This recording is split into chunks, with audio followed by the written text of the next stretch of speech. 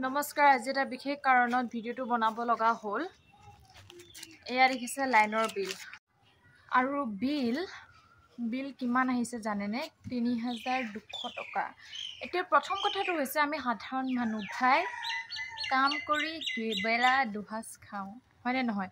আৰু সেই তেনেকুৱা এখন মধ্যবিত্তৰ ঘৰত যদি ৩,২০০ টকা আহে, ঘৰ চলিব নে ঘৰৰ বস্তু কিনিম নে আমুক কিনিম তামুক কিনিম, মানে ৰিচাৰ্জে ওলাইছে কাৰেণ্টৰ বিল কিয় ইমান দাম বঢ়াইছে।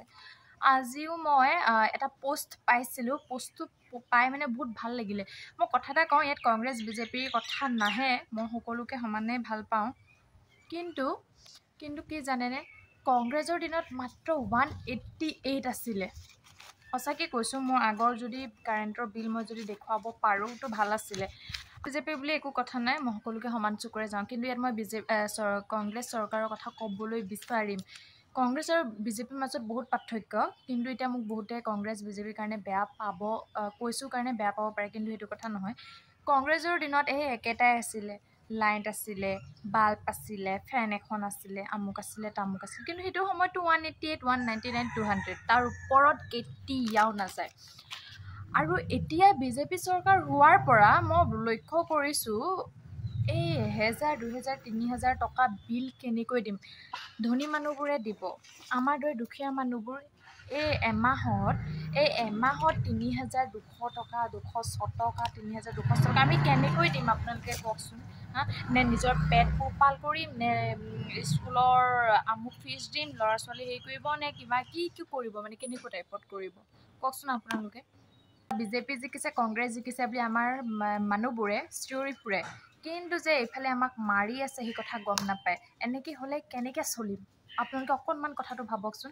আৰু এইবোৰ মানুহৰ পৰা আমি সজাগ হোৱাটো একেবাৰে উচিত। আমি সকলোৱে একযোগ হ'ব লাগিব, একযোগ হৈ মাত মাতিব লাগিব। এই স্মাৰ্ট মিটাৰ আহিছে, এই আমুক আহিছে তামুক আহিছে, ইমান বিল বাপৰে বাপ। সেই আগতে যেনেকৈ ব্যৱহাৰ কৰি আছিলোঁ ঠিক তেনেদৰে এতিয়াও ব্যৱহাৰ কৰোঁ, কিন্তু এতিয়া বিলবোৰ কিয় ইমান বাঢ়িছে? মোৰ সেইটো প্ৰশ্ন আপোনালোকে উত্তৰ দিব পাৰিবনে কোনোবাই? আৰু এতিয়া ৰিচাৰ্জৰ যিহে দাম, আজি মই ৰিচাৰ্জ কৰিছোঁ এয়াৰটেলৰ, মইতো গম নাপাওঁ, 250 টকাতে ৰিচাৰ্জ কৰিলোঁ, পটাপট নেট পেক কাটিলে। মই বোলো আচৰিত, কি হ'ল বোলো, কিয় কাটিলে? তাৰপিছতে গম পাইছোঁ যে আজিকালি এয়াৰটেলটোত 5G ফ্ৰী নাই বোলে, নেটটো ফ্ৰী নাই বোলে, কিবা 379 নে কিমান বোলে, 350 সেইটোতহে বোলে ফ্ৰী বোলে 5G নেটটো।